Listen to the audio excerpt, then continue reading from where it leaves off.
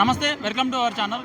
ఈరోజు నిరుద్యోగులంతా కలిసి వారికి నోటిఫికేషన్ రాలేదని మహాధర్నా నిర్వహించడం జరుగుతుంది. అందులో భాగంగానే ఈ మహాధర్నా ఈరోజు ఇక్కడ ఇందిరా పార్క్ దగ్గర కావడం జరుగుతుంది. ఈ ధర్నాను మనం చూస్తుంటే నిరుద్యోగుల్లో ఎంత ఆక్రోశాలు ఉన్నాయో అనేది మనకు అర్థమవుతుంది. ఒక్కొక్కరు వాళ్ళ వాదన వాళ్ళ బాధ, వాళ్ళు ఎంత బాధ అనుభవిస్తున్నారో, వాళ్ళ కుటుంబ పరిస్థితి ఏంది, ఎంత కష్టం ఉన్నా కానీ 30 ఏళ్ళు ఒక్కొక్కరు మేము 30 ఏళ్ళు 35 ఏళ్ళ దాకా ప్రిపేర్ అవుతున్నాం, అయినా నోటిఫికేషన్ లేవు.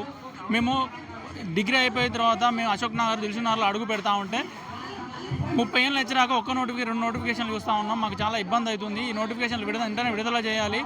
ఈ రేవంత్ సర్కారు ఇప్పటికే 75,000 ఉద్యోగాలు భర్తీ చేసినామని చెప్పుకుంటున్నా. అంటే గత ప్రభుత్వం ఇచ్చిన నోటిఫికేషన్లనే మేము ఇచ్చినామని చెప్పుకుంటున్నారు తప్ప మాకు ఒక నోటిఫికేషన్ కూడా సొంతగా ఇవ్వలేదు.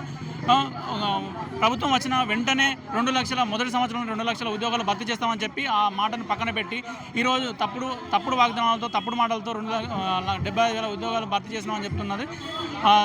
మనం ఇక్కడ వచ్చిన నిరుద్యోగుల గురించి మాట్లాడించే ప్రయత్నం చేద్దాం.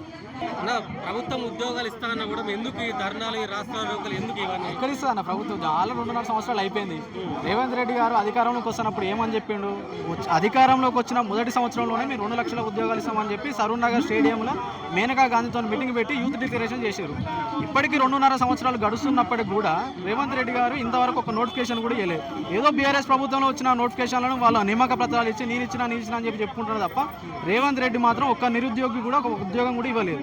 అంటే గత ప్రభుత్వం సరిగా నిర్వహించలేదు కాబట్టి అలా మేము నిర్వహిస్తాం, మా మీద ఎందుకు విషయం చెప్తున్నారు? గత ప్రభుత్వం నిర్వహించినట్టు వాళ్ళు కొంచెం లేట్ చేసిరన్న. లేట్ చేసి ఆ టైం వరకు ప్రభుత్వం గడిచిపోయే కాలం వచ్చింది కాబట్టి వాళ్ళు దాన్ని సరిగ్గా నిర్వహించలేకపోయారు. సరే, ఓకే, వచ్చినావు కావచ్చు, నువ్వు అది నోటిఫికేషన్ ఇవ్వలే కదా, అది వాళ్ళు ఇచ్చిన నోటిఫికేషన్ నువ్వు క్లియర్ చేసినావు తప్ప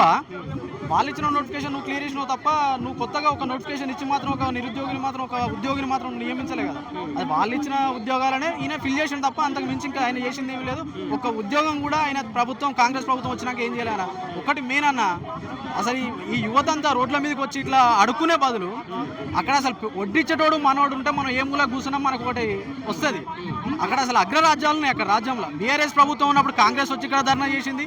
ఈరోజు కాంగ్రెస్ ప్రభుత్వం అధికారం ఉంటే బీఆర్ఎస్ ప్రభుత్వం వచ్చి ఇక్కడ ధర్నా చేస్తాను తప్ప అక్కడ అధికారం చట్టసభలలో పేద వర్గాల నుంచి వచ్చిన వ్యక్తులు ఉంటే మాత్రమే, మనలాంటి గొంతులు అక్కడ ఉంటే మాత్రమే ఇలాంటి విద్యార్థులకు న్యాయం జరుగుతుంది తప్ప అగ్రరాజ్యాలు ఉన్నంత వరకు ఇట్లాంటి విద్యార్థులు రోడ్ల మీదకి వచ్చి ధర్నాలు చేయాల్సిందే, ఇట్లా అడుకోవాల్సిందే. అవన్నీ బక్వాస్ మాటలన్నా. ఏ మాటలు చెప్పినా కూడా రేవంత్ రెడ్డి నమ్మే పరిస్థితి లేదు. నేను రేవంత్ రెడ్డి ప్రభుత్వానికి ఒకటే చెప్తున్నా, మీరు నోటిఫికేషన్లు కొంచెం లేట్ చేసినా పర్వాలేదు. ఎందుకంటే అందరూ పేద కుటుంబాల నుంచి వచ్చి ఇక్కడికి 100-150 కూలీ చేసే తల్లిదండ్రులు ఇక్కడికి వాళ్ళ పిల్లలు వచ్చి ఇక్కడ చదువుకుంటున్నారు. ఒక పూట తిండి కోసం కూడా చాలా ఇబ్బంది పడే విద్యార్థులు చాలా మంది ఉన్నారు. కాబట్టి అట్లీస్ట్ నువ్వు ఉద్యోగ నోటిఫికేషన్ ఏ టైంకి ఇస్తావు? ఒక జాబ్ క్యాలెండర్ అనేది ఇస్తే ముందుగా నువ్వు ఉద్యోగ నోటిఫికేషన్ ఇవ్వకపోయినా పర్వాలేదు, అట్లీస్ట్ నువ్వు జాబ్ క్యాలెండర్ ఇస్తే దాన్ని బట్టి ఇక్కడ ఉండాలా, వెళ్ళిపోవాలా, కోచింగ్ తీసుకోవాలా, చదువుకోవాలి అని ఒక క్లారిటీ వస్తుంది నిరుద్యోగులు.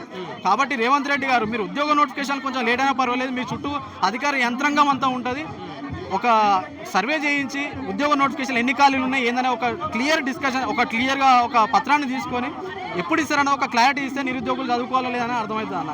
ఎందుకంటే అలా చాలామంది ఏజెస్ అయిపోతున్నాయి, పెళ్ళిళ్ళు, పిల్లలు, చాలామంది మాలాంటి యువకులు ఎంతోమంది ప్రైవేట్ జాబులు చేసుకుంటే సెటిల్ అయిపోయారు.